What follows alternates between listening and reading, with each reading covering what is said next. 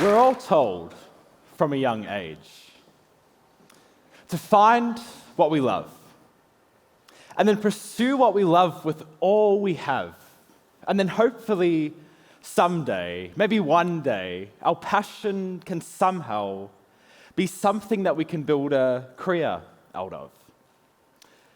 But the problem with building one's purpose upon that cliche is that when hard times inevitably come our way,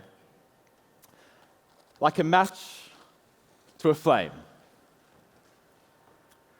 that foundationless purpose that's built on a fiction based on the idea of passion but not backed by any real conviction, my prediction is that it's probably going to fade away. So let's approach it a little differently today. What if I asked you, what do you passionately hate? What would you say? Would you believe that hate could create positive change? I know it may seem strange, but bear with me while we go back in time a bit. My name is Josh Brnjac. I'm now 12 years old, and a few years ago, I'd moved from South Africa to Australia, the land where I had moved to be, the land that holds so much opportunity, and it does, truthfully. Please don't get me wrong. This opportunity, this freedom, it's all around me, so why do I feel so profoundly alone? Why do I feel like happiness still hasn't found me, like life has ground me down, seems like it's not even worth living anymore for me, like I shouldn't even be? That small voice in your head, let's call him self-doubt.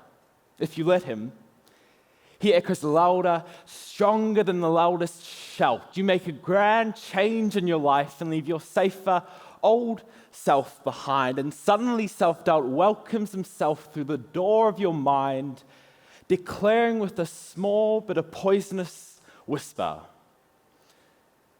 "This move here was a huge mistake. You weren't made for this culture. Your life here is a fake. In this country, you'll never fit in, and that is a fact you must face." And I'm back in this place now at 12 years old, moving from school to school to school. And those poisonous whispers begin to seep through and begin to consume me. And the inevitable question arises, well, what am I worth? If I'm really worth nothing, then why stay on this earth? If I'm really worth nothing, then is this life worth suffering through? And why not end it all? Because I've had enough of it too. And those were the questions that no one seemingly knew the answer to. You see, on the outside, I was fine, but on the inside, my mind was waging a war I could never ignore, and I tried so hard to ignore it. Sitting on the edge of my bed through the darkness of the night, stumbling in the chaos of my mind, the great unknown seemed to already know how to determine the worth of my life. And I will never forget that night and the Google search I made. What is the easiest way to kill yourself?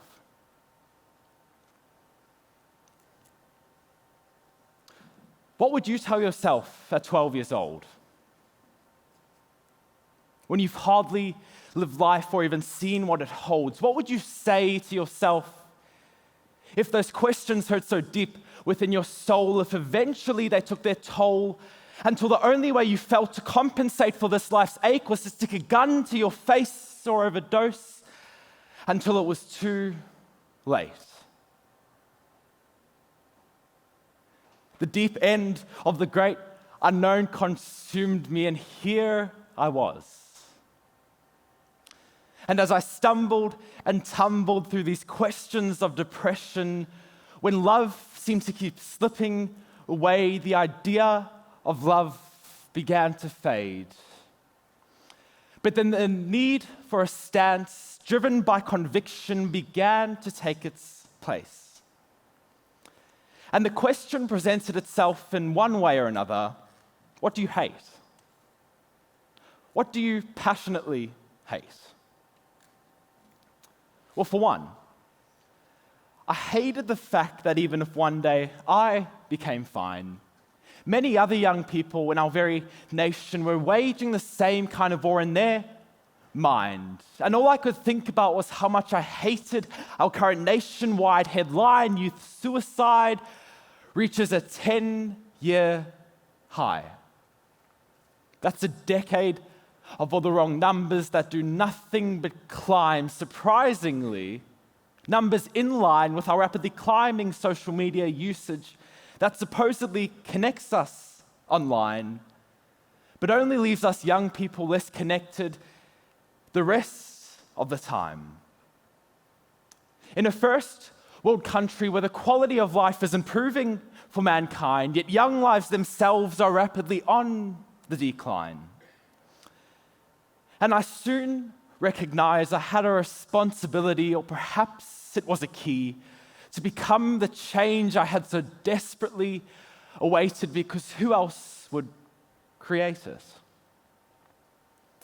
For once, I had a sense of purpose and an unstoppable conviction, a burden on my shoulders that would not go away until I fought this affliction. This is who I wanted to be, and this is the change that I wanted to see. This is the positive impact I wanted to make, and I began to create it. I took that first step toward a true conviction-filled love through what I passionately hated. And whoever knew that hate could bring you closer to love, closer than love could ever do for you by itself. And that's what I passionately hated. And I realize that today you may not see like I do or believe like I do, but you breathe like I do, you bleed like I do, then I'm guessing there's a chance you cry like me too. And I know there is something that doesn't sit right within you. There's a cause within every one of us we'd lay our very lives down for, something that every time you encounter it, it drives you right to the brink. And it actually may be more aligned on you than you really think, to create that change, to fight against that thing you passionately hate. So what is your soul's ache? What makes your heart break? And I ask you today, why not take that question and envision the potential that's only within you? Why not see the wonders you would do, the things you could pursue, or the evil you could eradicate, the change you would make, but most of all, the unstoppable, inseparable conviction and purpose within yourself that only you have the power to create. If you found out today, what do I passionately hate? So don't treat your life as if it were just a fleeting flame. Thank you. So who would have thought from an open mic just over a month ago that we would end up right here? It's been a bit of a journey. It has. It's been an express journey, but you've never done anything in long distances here. No. And you're not that old, relatively speaking here. Relatively. Now, you mentioned that you Googled what is it like, what's the best way to commit suicide? Yeah. That was when you were 12, right? Mm. So tell me what was going on in your mind, what was happening around then, what drove you to the point where you felt that that was a good alternative to what you currently have today? Of course. Well, when you're at that, let's say, space or mindset of suicide, your perspective and your view into the future begins to diminish. So it goes from, say, the next 5 years or the next 10 years ahead, but it goes down to, let's say, the next year ahead, and then the next 6 months, and then the next month. And then it gets really dangerous when it goes down to the next day or so. So when you're on in that mindset of suicide, your long-term perspective begins to become more of a 24-hour perspective in a dangerous case.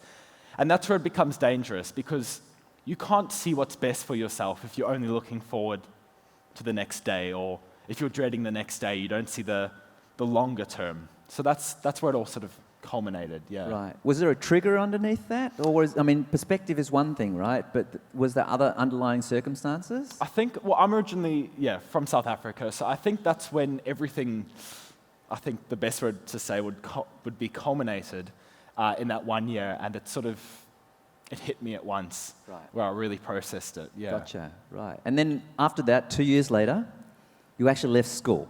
Yeah. Now, you left school because you felt what? Tell us about that. Yeah, so after that 4 or 5 months in that state of suicide, or contemplating suicide, I started my first business when I really found out what I wanted to do in life, and that was to be able to resource other people, projects, and communities that positively impact the lives of other people. And that started for me as an interest in business, and then a passion for photography. And now, fast forward to today, that's a creative agency based here in Melbourne, specialized in photo and video.